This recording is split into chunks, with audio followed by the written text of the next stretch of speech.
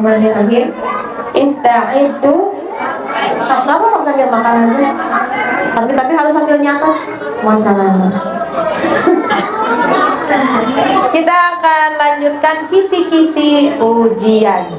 Nah, sudah dikasih kisi-kisi, hanya udah sangat dipermudah. Masa iya nggak ikut ujian? Harus ikut ujian. Apalagi yang dari tahsin nih, yang mau ke tahfiz, yang BTQ, ikut tahfiz mah harus wajib nih, ikut ujian. Kisi-kisi di Sirah An-Nabawiyah. Kita akan mulai dari pembahasan perang Ahzab atau perang Khandaq. Perang Ahzab, kita berdoa dulu ya. Bismillahirrahmanirrahim. Allahumma anfa'na bima 'allamtana wa 'allimna ma yanfa'una wa zidni ilman. Rabbi zidni ilman warzuqni fahman wa amalan mutaqabbalan. Perang Ahzab terjadi pada bulan Syawal tahun 5 Hijriyah.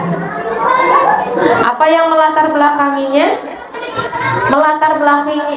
Yang melatar belakanginya adalah dendam atau permusuhan. Terjadilah koalisi-koalisi antara Quraisy. Nah, perang Ahzab ini perang koalisinya, atau orang-orang yang memusuhi Islam bersatu untuk melawan Islam. Siapa saja peserta perang Ahzab? Bangsa Quraisy, Mekah Quraisy, kafir Quraisy. Kedua, Ghatafan. Ya, Ghatafan ini adalah suatu kaum yang di bawah kekuasaan Romawi, tapi yang berada di pinggir-pinggir Jazirah Arab. Itu Ghatafan. Dan Ghatafan ini biasanya banyak perampok juga di sini. Kemudian siapa lagi pesertanya? Yahudi, barisan sakit hati kaum Yahudi yang diusir oleh Rasulullah dari Bani Nadir dan Bani Qainuqa.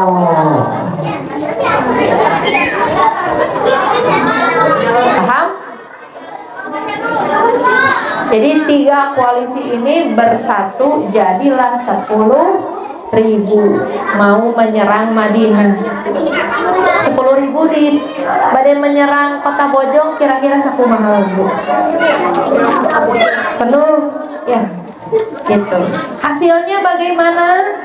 Hasil dari perang Ahzab adalah tidak terjadi peperangan, hanya gontok-gontokan karena dihalangi parit, dan Allah sendiri yang membubarkannya dengan dihadirkan angin topan. Karena qadarullah sedang ada di musim dingin, jadi tenda-tenda mereka itu digulung oleh angin. Selama berapa hari pengepungannya?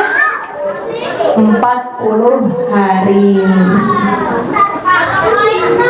Nah, itu seputar perang Ahzab. Ada di mana dalilnya?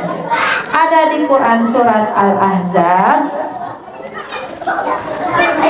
Dalilnya ada di ayat 22, kemudian ayat 12 sampai 13. Pokoknya banyak, ayat 10 juga ada. 10, 11, 12, 13.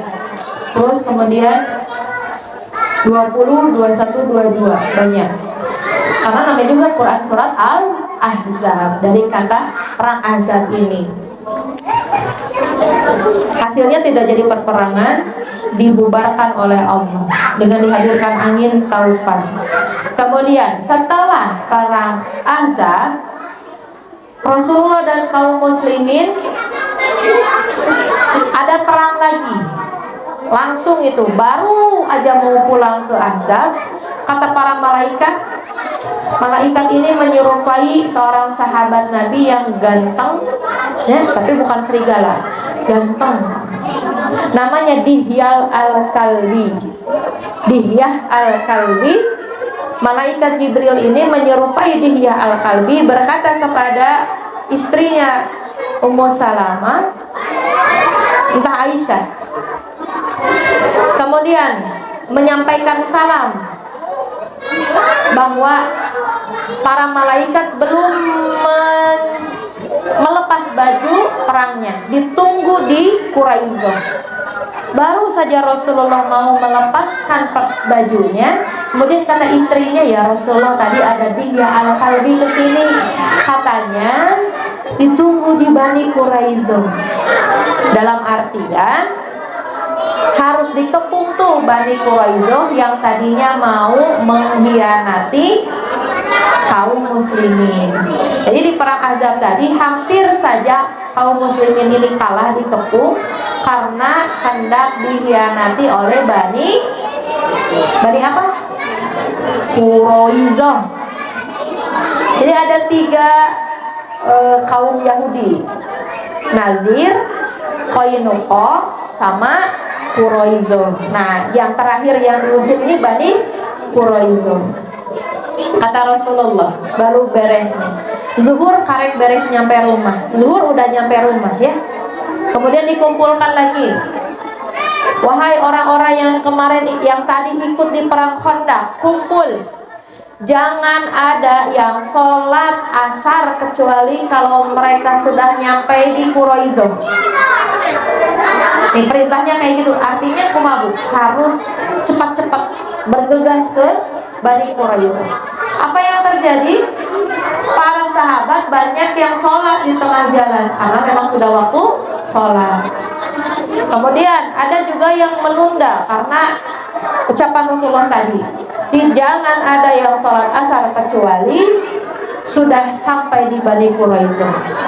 Ada sahabat yang juga nanti belum sampai sholat asar sebelum nyampe di Quraisyah. Ada 2 pendapat, yang satu ada yang sudah sholat, yang satu ada yang belum, karena ucapan Rasulullah tadi. Kemudian kata para sahabat, ya Rasulullah, tadi ada yang tidak nurut, ada yang sholat di perjalanan. Apa sikap Rasulullah? Kira-kira menurut apa kumaha? Terjadi pendapat seperti itu. Menurutnya bagaimana? Rasulullah cuman senyum. Ya, senyum aja. Yang sholat di tengah jalan, ya betul, karena memang sudah waktunya. Yang sholat di Quraisyah juga, ya benar, karena itu perintah Rasul supaya cepat-cepat bergegas. Itulah yang jadi sunnahnya ketika menghadapi perbedaan, senyumin aja. Jangan ngerasa yang paling wow gitu ya. Senyum beda sama dua-duanya kata Rasulullah. Kemudian hasilnya bagaimana perang Quraisyah kemarin? Hasil dari perang Quraisyah, laki-laki dewasa yang memeranginya itu semua dipenggal, wanita diusir, anak-anak diusir. Diusirnya kemana Bu? Ke Khaybar. Ke Khaybar. Nah inilah jadi cikal bakal nanti Khaybar ini diserang juga oleh Rasulullah Sallallahu Alaihi Wasallam. Kemudian ada satu kisah ketika di Quraisyah ini, masih ingat kisah Abu Lubabah?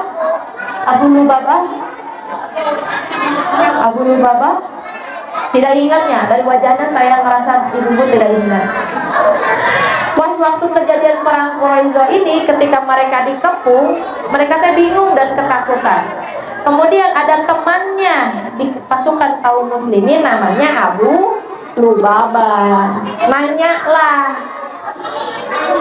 pemimpin Bani Quraisyah ini kepada Abu Lubabah, Abu Lubabah kasih bocoran dong, ya kita bakal dikumahakeun, bakal dikumaha iya tulungan atau tulungan gitunya mungkin kata-katanya. Kata Abu Lubabah apa?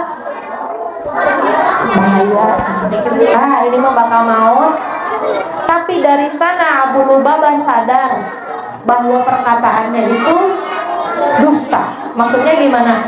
Mendahului ucapan Rasulullah atau mengada-ngada. Padahal Rasulullah belum memutuskan apapun. Kemudian Abu Lubabah merasa bersalah, feeling guilty, namanya merasa bersalah, lari sampai ke Madinah dan mengikat dirinya sendiri di tiang masjid. Tidak mau melepaskan kecuali Rasulullah sudah memaafkan.